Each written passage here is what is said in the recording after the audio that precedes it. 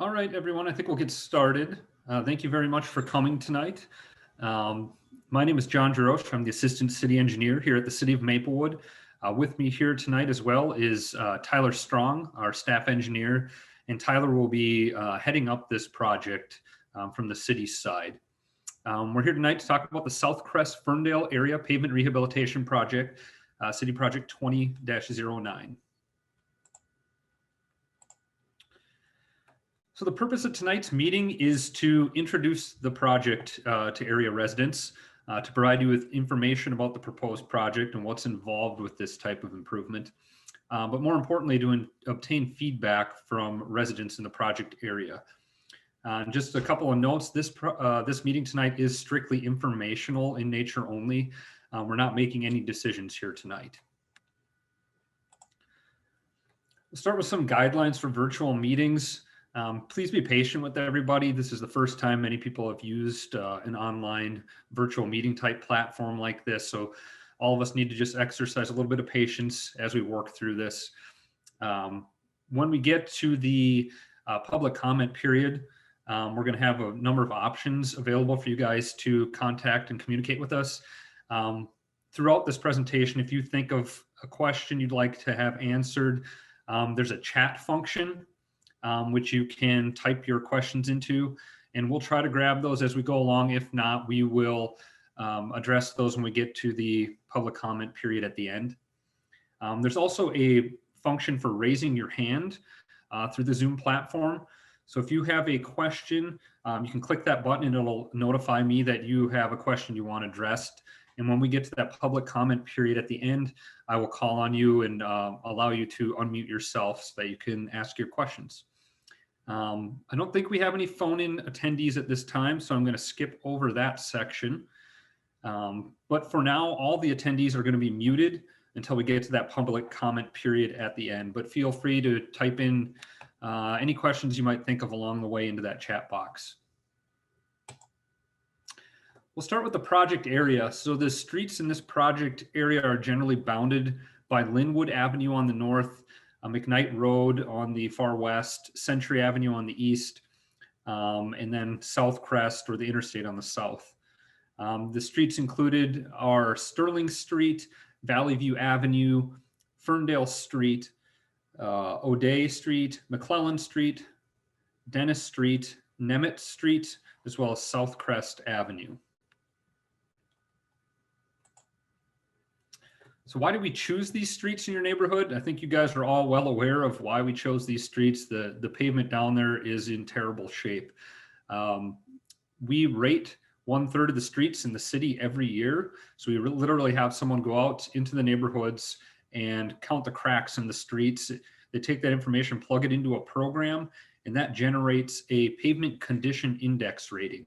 So that is on a scale from 0 to 100, with 100 being a brand new street, 0 being nothing left. It's a gravel road at that point. The average pavement condition index rating in your neighborhood was 34 out of 100. I know there's a handful of streets in the neighborhood, though, that are below 20. They're in the teens. So we know there's some really bad pavement out there. It's deteriorated to the point where we can no longer effectively patch it. You guys have seen that where we come in the spring, we patch it, do our best to get it to stay in there, and it just comes out by the next winter. So patching is no longer cost effective or even possible for a lot of these streets. In addition to that, there is some deteriorated concrete curb and gutter out there, some things with some settlements, some structural type cracks, but the majority of the concrete curb and gutter is in decent shape down in the neighborhood. And in general, the utilities are in good condition. There's a handful of catch basins that need a little bit of work, but for the most part, the utilities, being the sanitary sewer, the water main, storm sewer, those systems are in pretty good shape. So what does that all mean? We're looking at doing what's called a pavement rehabilitation. So that's mainly focused on the failed pavement. So what we're looking at doing is reclaiming the pavement. So a machine will come down the street, it pulverizes the pavement, grinds it up, and mixes it into the aggregate base below. And that material is then compacted and graded and creates the new aggregate base to support the pavement. After that's done, We're looking at removing and replacing structurally damaged curb. So if you have a piece of curb along your frontage that has just a thin hairline crack, something like that, we're not going to look at replacing that as part of the project. We're looking at anything that's causing a drainage issue where the curb is maybe settled, or it is deteriorated to the point where it can no longer support the edge of the pavement properly. So that type of curb we would look at removing and replacing as part of the project.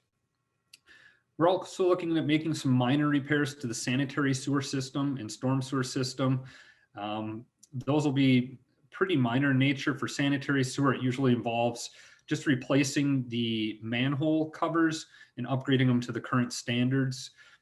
For storm sewer, it is mainly fixing catch basins or manholes that have broken down over the years. So it's pretty minor in nature.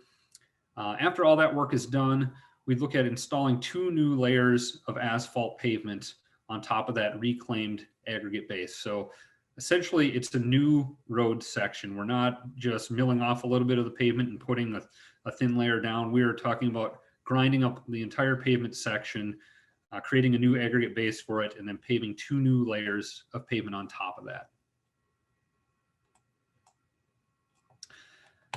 So there's a number of ways that the city funds these projects. The funds shown on the screen are all looking to be utilized as part of this project. So we have the Environmental Utility Fund for drainage improvements, Sanitary Sewer Fund for the sanitary improvements, pretty straightforward. The bigger funding sources here are the gas franchise fee. That's a fee that everybody in the city pays. Anybody that uses XL gas service is paying that. So that franchise fee is being utilized on your neighborhood to finance a large portion of this project. And then we are also utilizing special assessments to benefiting properties. So like you saw in that previous slide, the assessments are just one of the funding sources the city utilizes to finance these projects. And what happens is each year the city council sets a maximum rate for each type of improvement project. So if it's a full reconstruction project, it has one assessment rate that has a max cap. For a pavement rehabilitation project like this, they set another one for that. That assessment rate would not vary with the project cost. So if for some reason we ended up increasing the project cost by $500,000, your assessment rate would not go up. What we do is during the design phase of the project, we hire an independent appraiser. And they come in and take a look at what things are like now, what they're going to be after, and they're going to assign a benefit to the properties in the neighborhood. And per Minnesota state statutes, we cannot assess you for more than your property benefits from the improvements.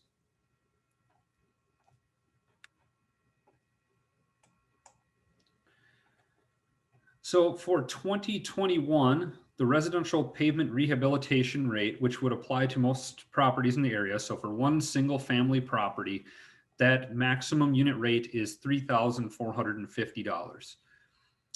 That is, like I said in that previous slide, subject to that special benefits appraisal. So after we get that appraisal report back, your assessment amount would not increase above that $3,450.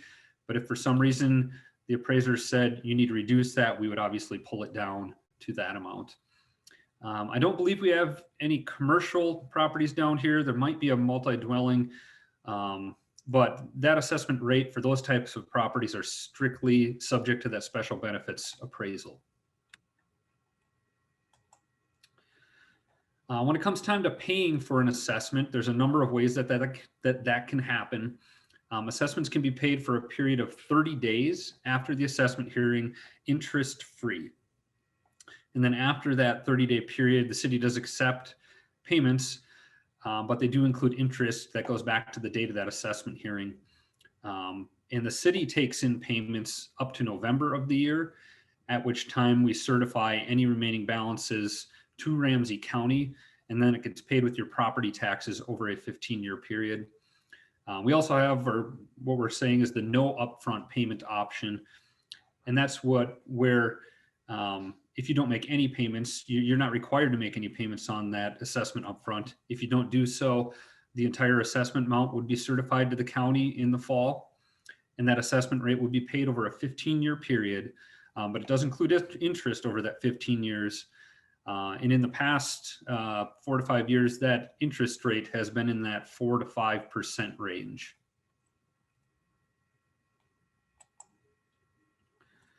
There are also a handful of options for deferring assessments. So a deferral is available if the payment of your assessment would create a financial hardship and you are one of the following options that are shown on the screen. If you're 65 years of age or older, if you're retired due to disability, if you're a member of the armed services called into active duty, if you have one of those three things and it would create a financial hardship for you, you can request a deferral to your assessment. And what a deferral does is it essentially delays when that assessment has to be paid. It does not make your assessment go away, but it does delay it for that 15-year period to hopefully buy some time until you can get into a better financial situation. And then at the end of that 15-year period, that assessment would come due, and it does come due with all that interest accumulated over that 15-year period. There are also some circumstances in which you may no longer qualify for a deferral. So if somewhere along the line, there's the death of the property owner, if the property gets sold or transferred or subdivided, or it loses its homestead status for some reason, that deferral could be terminated.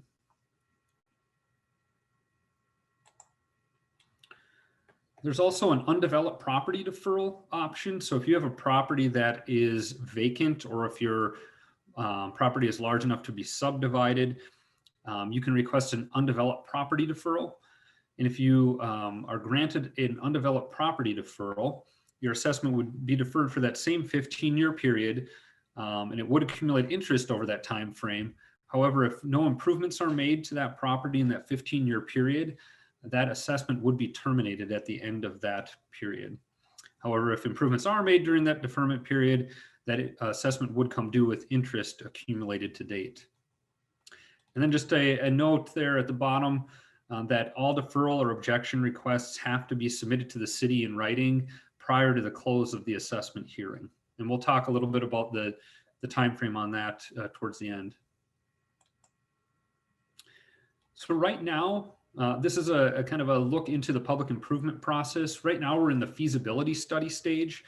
So we're looking at what improvements need to be made as part of this project, how much those improvements are going to cost, how we're going to finance those improvements, and then laying out a preliminary project schedule.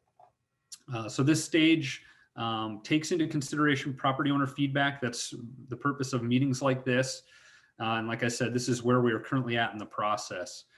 After we bring the feasibility study to council, if they approve it, we'll hold a public hearing, and that will be the meeting at which residents in the project area can directly voice their opinion to the city council. And then at the end of that public hearing meeting, the city council would vote on the project and determine whether or not to move forward with the improvements. If they do vote to move forward at that point, the city staff would design the project over the winter months and bring those plans to council for acceptance. After they're accepted, we'd send them out to bids from qualified contractors. And in the spring of the year, we'd look at awarding a construction contract. And that award of construction contract meeting would require another council vote on the project. And then we also hold, like we talked about a little bit, the assessment hearing, and that would be the meeting at which residents in the project area can voice their opinions directly to the city council on the proposed assessments. And that will be the meeting at which you would have to have your objection or deferral request submitted before the end of that meeting. And then the council would vote at the end of that meeting as well on whether or not to levy the assessments. So here's a preliminary project schedule. We're looking at bringing that feasibility report to the city council in January of next year, not too far away now. And after that, we look at holding the public hearing sometime in February, with plans being prepared in that February to March timeframe. And we look at opening the bids and awarding a construction contract in the April to May timeframe. The assessment hearing, I have it as to be determined right now. In past years, we've held that assessment hearing at the same meeting as the award of construction contract. This past year, we separated that and delayed it until the fall due to the COVID situation. And it's to be determined whether or not we're going to continue with that method of separating those two meetings and holding the assessment hearing in the fall. So we'll update you on that as soon as we have that information available. If everything's approved, we look at beginning construction in June of 2021, and we would have that project wrapped up sometime in September. These pavement rehabilitation projects are relatively painless. They're a pretty quick process. So that time frame, June to September, that's for all the project improvements on all the project streets. On any given street, you're looking at a much shorter time frame of construction. But when we're looking at overall project milestones, starting in June and having it wrapped up by September is the goal. So with that, it's a pretty quick presentation there, pretty quick snapshot into the project. But with that, I will open it up for questions and comments. Just a reminder on how to do that. We have the chat box available. And then if you have a question you'd like to ask, there is the raise the hand feature. And I will go down the list of people with their hands raised, and I'll click on your name, and we'll allow you to unmute yourself, but you will have to unmute yourself before you can speak. So I will get started with that. There's a couple questions here in the chat box. I'll start with those. The first question is from, I don't know how to say your name. I'm sorry, Haitham. How thick is the pavement is the first question. And the pavement will be, like I said, it's 2 layers. So the first layer is 2 inches thick. And then the second layer on top is 1.5 inches. So we'll have 3.5 total inches of pavement there over the 8 to 10 inch reclaimed aggregate base, which is pretty standard for residential streets throughout the metro area. And then during construction, can I get in and out of my driveway? For the vast majority of the project, yes, you'll be able to get in and out of your driveway. Obviously, if there's a large piece of equipment right behind or right in front of your driveway, you're not going to be able to get out at that time. But for the vast majority of the time, yes. If for some reason the concrete in front of your driveway needs to be replaced, if it's really busted up and we need to replace it, that piece of concrete is going to take 7 days to cure before you can drive over it. But you'd be able to park in the street during that time frame. But like I said before, we're not looking at taking out a large majority of the concrete in the neighborhood. So most driveways won't have that issue.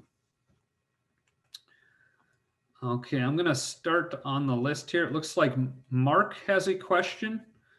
I have allowed you to talk. If you could click the unmute button, and we'd be happy to answer your question.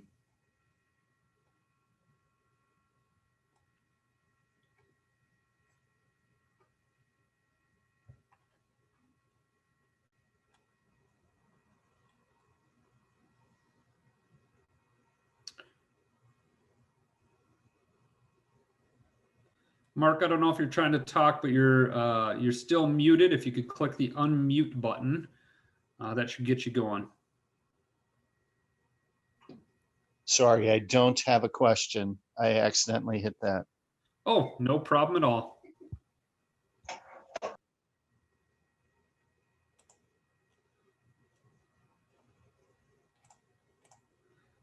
Is there anybody else that has any questions? I don't have anybody else with their hand raised. There we go. Miguel, if you could unmute yourself, I'd be happy to answer your question.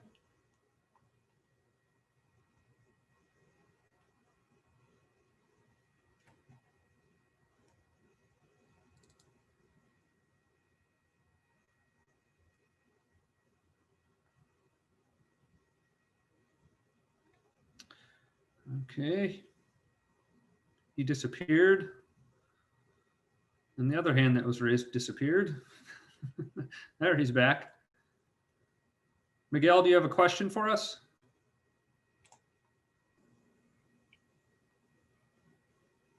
You look like you're unmuted now, Miguel. All right, perfect. Thank you. There we go. My fault. I didn't have the microphone open on my my laptop here, or my iPad. I just jumped in about 15 minutes after, forgot. 2 questions. Did you guys cover the approximate cost of the assessments that will be given to us? And 2, is this presentation available somewhere so I can review it after the meeting? Yeah, great questions. So the estimated cost for one residential property, the unit assessment rate for this project is $3,450. That's the proposed assessment rate, I should say. What we're doing is we're having an independent appraisal company give us the direct benefit that the properties are receiving in the project area from these improvements. And then we're going to test that against our rate of $3,450. And if we have to lower it based on this appraisal report, we will. If they're higher than that $3,450 rate, we're not going to change from that. So as of right now, that rate is, we're looking at $3,450. I will say that that amount has held true for the past 4 to 5 years for this type of improvement project. And then this presentation is being recorded, and we will put it up on our website. It'll take a day or so to process, but we will get it up on the project website. So maplewoodmn.gov, there is a pull down tab for business and development. And underneath that is all of our infrastructure projects. So you'd look for that Southcrest-Ferndale project on there. Sweet, I appreciate it. Yeah, thank you very much. All right, there's a question that came in from Jamie. When was the last time these roads were done, and how long can we expect this to last? I believe these streets were, Tyler, do you have that information for me when these streets were last constructed? I think it was back in the 90s, wasn't it? Yeah, I can dig into that really quick here. Let me go through the project files really quickly. We can get back to Jamie on that. Okay, I think it was about the 90s, but the second part of the question is how long can we expect this to last? We're looking at 30 plus years here with the new pavement. I mean, the pavement that's there is approaching that time frame as well, but we're looking at 30 years before we're back in there to do anything more intrusive. In that 30-year time frame, though, we're going to look at coming in there and ensuring that cracks are filled. We're going to look at doing any pothole patching. Hopefully we don't have that. And then from time to time, we're going to do what's called a fog seal, where we spray on a thin layer of asphalt on the surface, and that kind of rejuvenates the pavement, kind of bumps up the life expectancy of it, and seals in the micro cracks that form on the surface, and prevents water from getting in them and expanding and making bigger cracks and having your street fall apart. So 30 plus years is what we're looking at on that. I see a question here from Phyllis. I allowed you to talk. Phyllis, if you could unmute yourself, we'd be happy to help you out.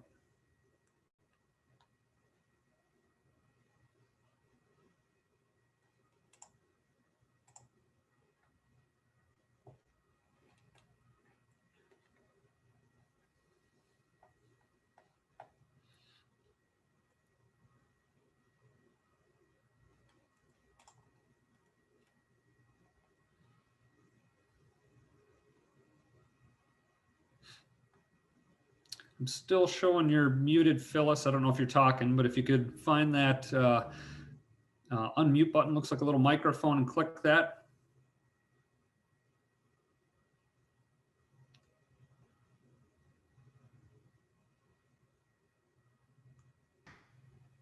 Okay. There we go. Okay. I also jumped in a little bit late because I was looking for the link. But I remember we built this house in 1992. And I remember sometime after that, there was some talk about some product that was used in the street was defective or had some issues. Is there any relation to that that's happening now? So there is. So back in the 90s, many cities in the metro area here did chip sealing. That's the process where they spray an asphalt, sticky asphalt material on the surface of the road, and then they pour a really fine gravel on top of it and roll it and crush it into that. That was done a lot in the 90s. And there is a lot of, there has been a few studies done on that. And there's a lot of consensus in the engineering world that that has contributed to some of this failure that we're seeing, where you get a really thin layer of the pavement that's popping out. And we are seeing that in this neighborhood quite a bit. It's called raveling, where you just get a thin layer of the pavement popping out. So I'm pretty sure that's probably what you're talking about. The city of Maplewood does not do chip seals anymore. We stopped doing that back in the early 2000s. And like I said, we replaced that with the fog sealing operation, where we just spray on the asphalt material to rejuvenate that top layer. The new pavement, obviously we're not going to chip seal that. And the new pavements that we use now are much superior to the pavements that were put in back even in the 90s. We work with the MnDOT. They have people that sit in the lab, and this is what their job is, to find the best pavement materials to use in Minnesota under various conditions. So we work closely with them, and we have come up with the best mixes that we think are available to use on our streets. So we're looking at, like I said, getting that 30 years out of these streets before anything more major has to happen. Okay, so there's not any kind of retribution or any discount or anything that would be. No. So a project like this, when there's an improvement project, or even, if a developer puts in a street, those projects typically come with a 1-year warranty. That's what we have on all of our street reconstruction projects. So there is no way to go back after contractors, material suppliers, anything like that. But like I said, even if we're talking early 90s when these were put in, we're already pushing that 30-year time frame. So we're pretty close to that as it is. Yeah, the street's been in kind of rough shape for quite some time, but yeah. Okay. Thank you. Yep. Thank you very much, Phyllis. Say, John, to follow up on Jamie's question earlier, when were the last time the roads redone in this neighborhood? Looking at some of the data we have from our as-built, it looks like they were done around 1992, at least south of Highwood there. As far as on Sterling going north up to Linwood, I'm not sure, because that was probably done in various phases. So since they're all pretty similar in deterioration, my guess would be early 90s as well on Sterling. Sure. That makes sense. All right, I'm just looking to see if there's any more questions in the chat box. We're here to answer questions, everybody, so feel free to chime in. Raise a hand if you have a question, or use the chat box. Yeah, I'm just getting around to answering some of these text questions in the chat box, so you'll be getting a response soon.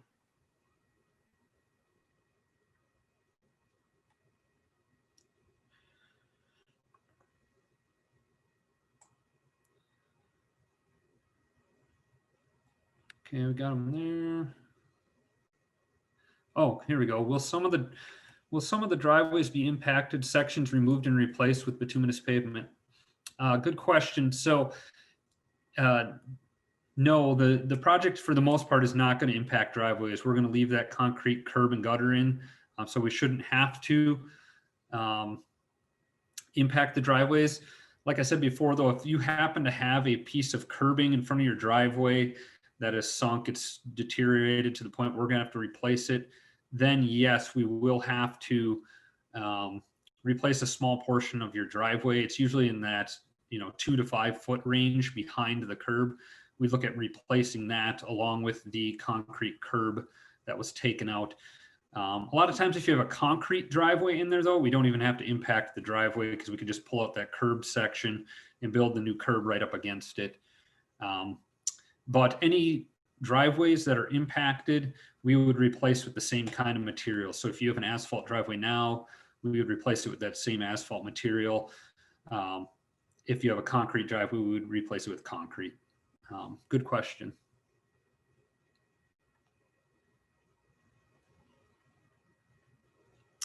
All right, there's a question in the chat here from Phyllis. What is a residential unit, and is a corner lot considered more? So a residential unit is essentially one single family property. So if you have a single lot with a single house on it that is not big enough to be subdivided, that is a residential unit. If for some reason you had a property, maybe when you built your house, you bought the lot next door to have more space, we would look at assessing for multiple units for that. So we'd probably assess you for 2 units if that happened to be the case. So the second part of that question, is a corner lot considered more? No, it's not. It gets assessed the same amount unless it's large enough, like I said, to be subdivided, which usually is not the case. So it would be assessed that same 1 residential unit. And the theory behind that, or the kind of the thought process, is that 1 residential property, 1 single family home, uses the utilities in the street in a similar manner. So it's most equitable to assess that same unit rate instead of, my neighbor has 15 feet less of property frontage. Everybody would have a different assessment rate at that point, and it wouldn't be quite as equitable. So every 1 single family property gets assessed for 1 residential unit.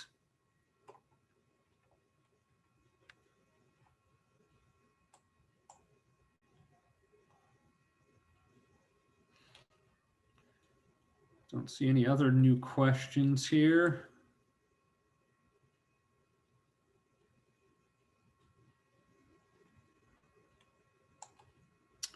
Anybody else? This is your chance to have some questions answered. All right, let's see. Miguel, go ahead. Hey, I was reading the form today before I logged in. It says that the payment's due November. Again, I'm pretty sure you went over this. My fault. It says it's due November 14th, something like that. So after the project begins, that November, or when's it scheduled to be payment due by? Yeah. So what that November 14th date is getting at is on November 15th. That is the date that the city has to certify any remaining assessment balances to Ramsey County. So the city will accept payments up to that November 14th date. And yes, that would be in 2021. That would be the same year we're doing that project. And the city accepts payments starting the day after the assessment hearing. So we have to have the assessments approved and levied by the city council before we can start accepting payments on those. I don't have that date of that assessment hearing for you yet, but as soon as we have that, we will send that information out. Also, leading up to that assessment hearing, you're going to get a packet of information in the mail, and it's going to include an official statement of assessment, and it'll also include all the information on how assessments can be paid, what options you have there. Okay, good. It's good to know. Thank you. All right. Yep.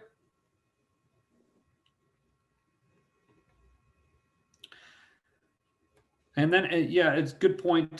Tyler just mentioned to me that along the way here, we will be having additional neighborhood meetings, depending how things go. Typically leading up to the public hearing, which we'll be looking at holding sometime next spring, in that February timeframe. I guess that's winter, but February timeframe, we'll hold another neighborhood meeting to answer some more questions. At that point, we'd have a little bit more detailed idea of what we're going to do as part of the project. We'd likely have some plans developed that we can lay out or show that'll help you see exactly what's going to be happening in your area. So we are going to be holding some additional neighborhood meetings along the way.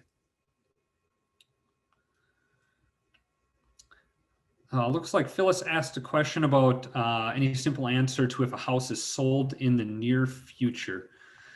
There's a lot of factors that can play into that. So if your house is being sold in the near future, it's just a courteous thing, I guess, to do to notify the any potential buyers that there's an improvement project that has been it's being proposed in your neighborhood, and that there's likely assessments that are going to be coming with that. And then, the realtors can do what they're going to do with that kind of information. At this point, there's no, the assessments haven't been levied. They're not pending at this point. I don't think they're pending until after that public hearing. But I have seen in the past a number of times where a house gets sold, Nobody told them about an upcoming project, upcoming assessments. And then there's a whole big to-do about, the one realtor will request from the city all the information they have regarding when the information was sent out, notifying people that there's a project coming up and potential assessments.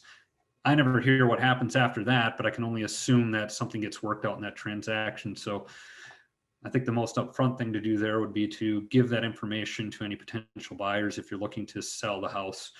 Then, like I said, after that public hearing, the assessment's pending. It's a little more serious that we're going to be assessing. And then obviously after it's levied, it'll be kind of public record at Ramsey County once it gets certified. So I don't know if that's the kind of information you were looking for, Phyllis, but we do get questions all the time on these projects from realtors asking, when was this information available to the previous owner?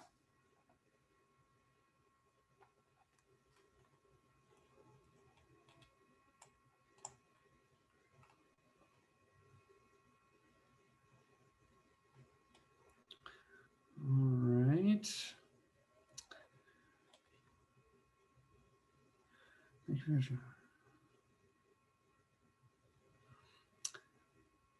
There was a comment here from Hytham to list future meetings on the city calendar if possible on the website.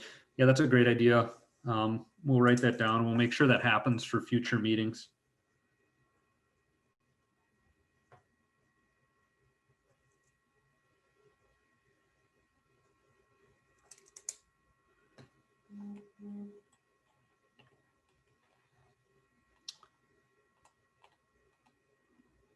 All right, I don't see any other hands up.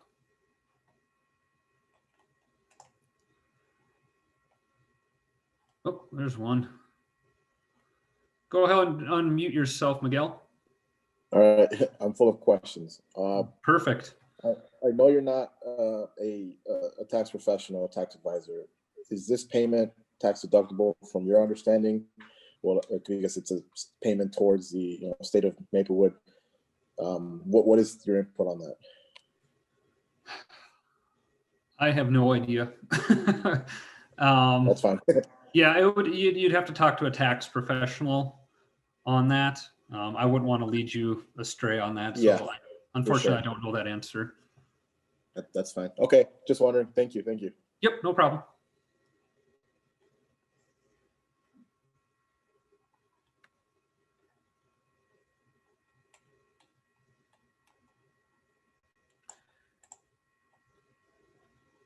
Any other questions out there?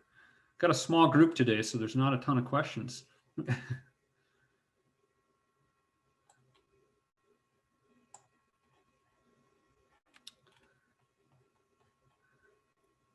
All right. Well, if there's no other questions, I think we will end it here. I thank you all very much for coming tonight and helping us out, giving us some input. I will mention that, if you guys think of any other questions along the way, feel free to reach out to Tyler or myself. We're happy to help out. I mean, that's what our jobs are. That's what we're here for, is to help make this process as painless as possible for you guys. So please do reach out to us. Like I said, we'll hold some additional neighborhood meetings in the future as this project progresses. So thank you for coming tonight. I know you guys have been waiting for this for quite a while. The pavement down there's in terrible shape, and we're really looking forward to, getting down there, fixing this up, and improving the quality of the life for you guys down there. So with that, thank you very much for coming tonight, and you guys have a great night.